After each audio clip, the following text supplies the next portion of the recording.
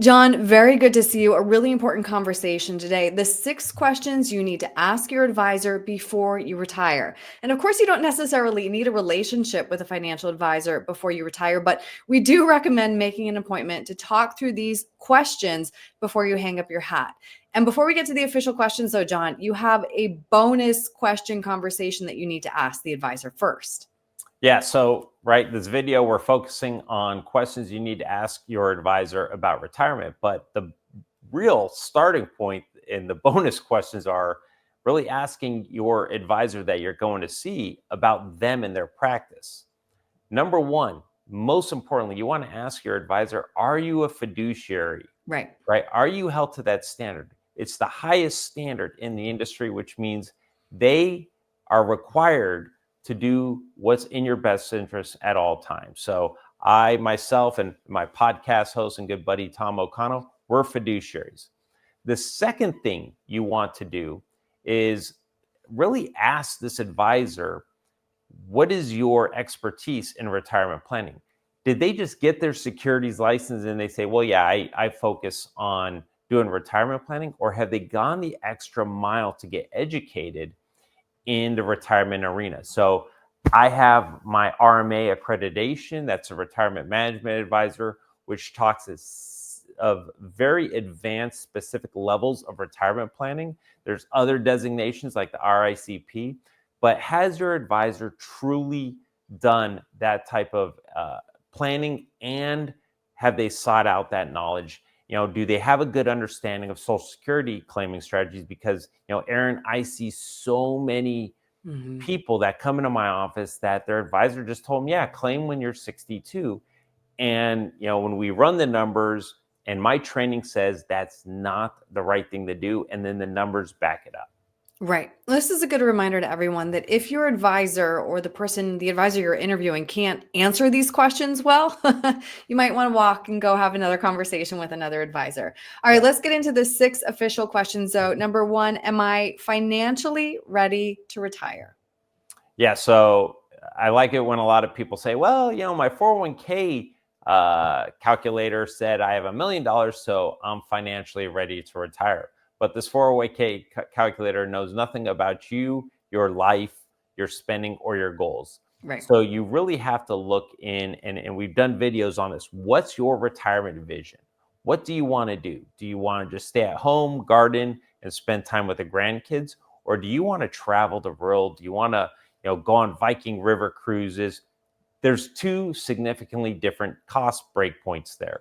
So in retirement, for a lot of people, especially those who don't have pensions, your income is going to be dictated by how much you're spending. Because if you're spending $100,000 a year in expenses, you're going to have to take out, potentially $150,000 more in withdrawal distributions. So you have to understand, is that sustainable over a 30+ year retirement period? Next question, what income sources will I rely on in retirement, and how sustainable are they? Yeah, so when we talk about income sources, I'm just going to kind of break it down, because you can have several accounts out there, but there's 3 IRS types of income sources. And we call these the tax funnels, and they are taxable, which is your brokerage accounts, your individual, your E-Trade account maybe.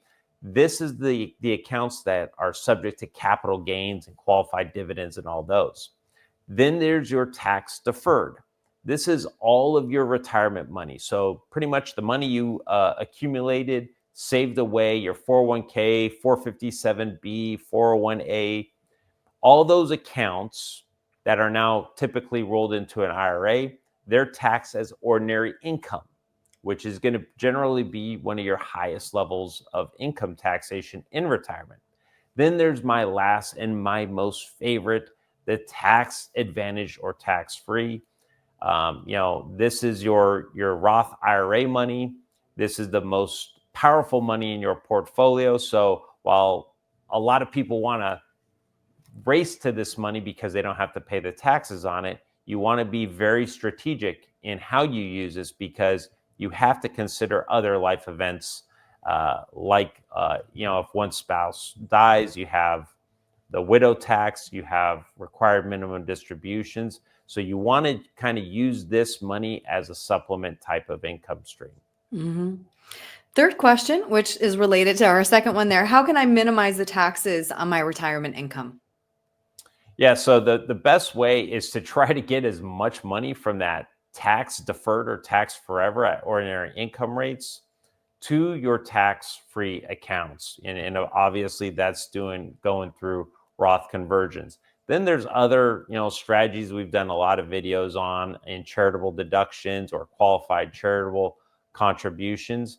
But you want to make sure that anytime you're doing tax planning, that especially if you're 63 or older, that when you're doing Roth conversions, you are watching your modified adjusted gross income, because that is going to affect your Medicare premiums. And the whole goal of tax planning and overall retirement income distribution planning is understanding where you lie within the marginal Right. tax brackets in your tax code, what those rates are, and the Medicare premium. So, for a lot of people who are trying to minimize taxes, if they have a lot of money in their income, their taxable income bucket, we may use a portion of that in addition to their IRA income money, because while the IRA income money may be at 24%, their long term capital gains may be at 15%. So we're lowering that income.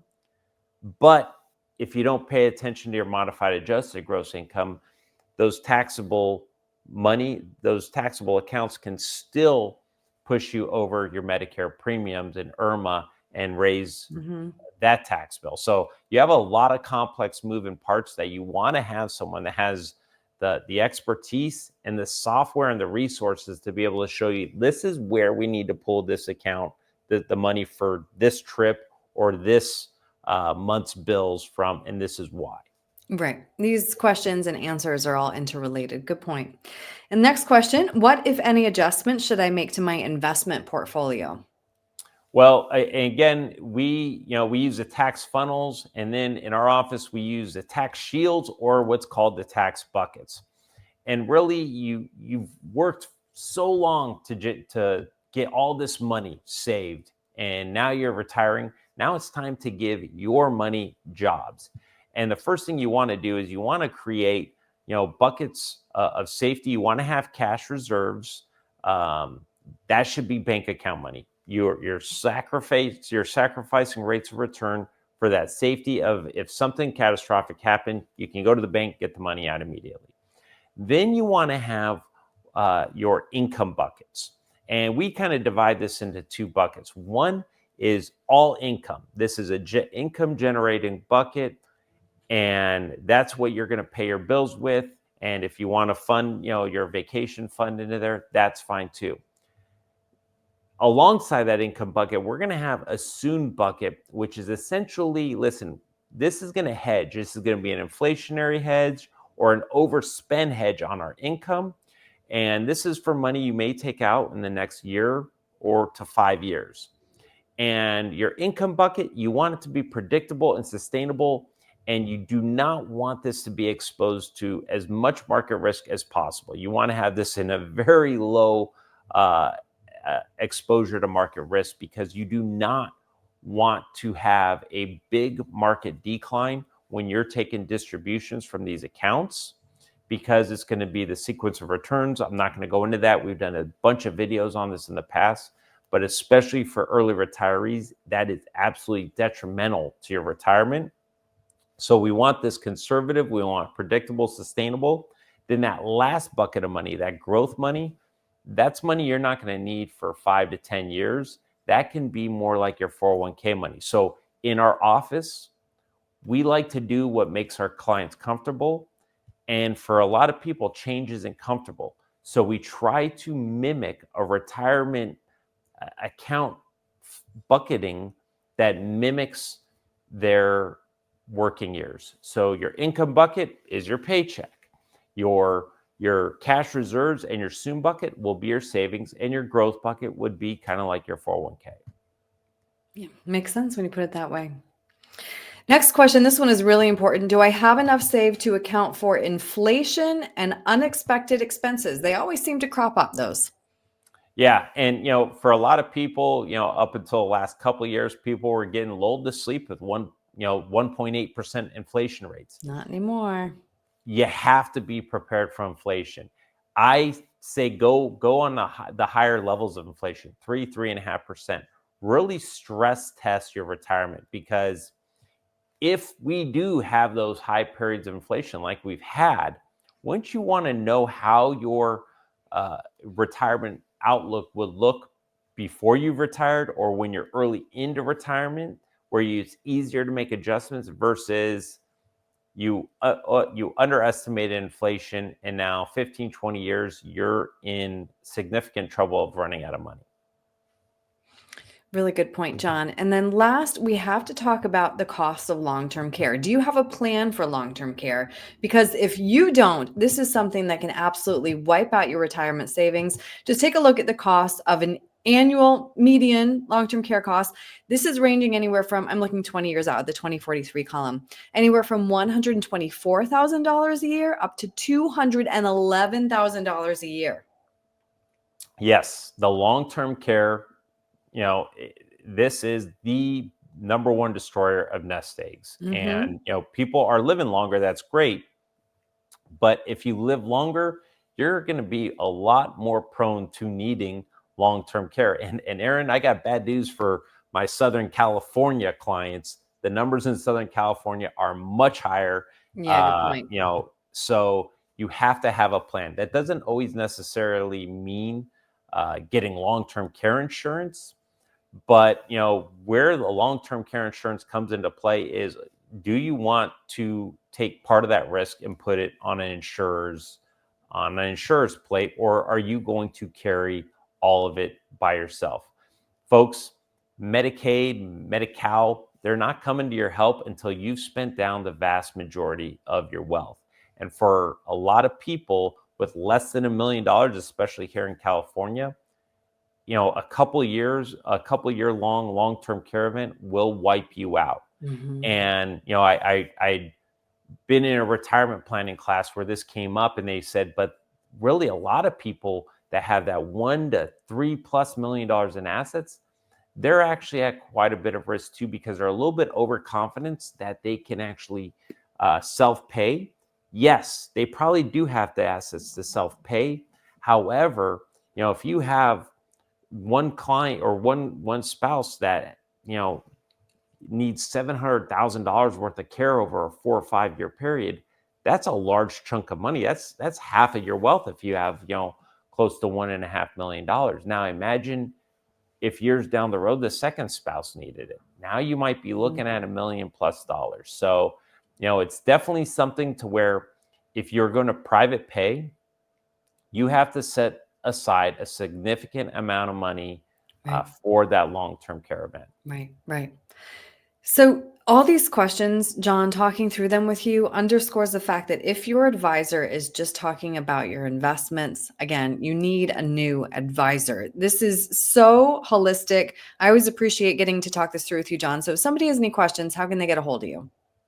Yeah, so we have tons of videos on the YouTube talking all about this, and I agree. Everybody loves investments. That's the sizzle of the portfolio. But there are so many more Hmm.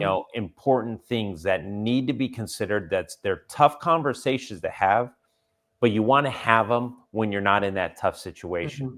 because then at least you have a plan, and you're going to lessen the pain of that event.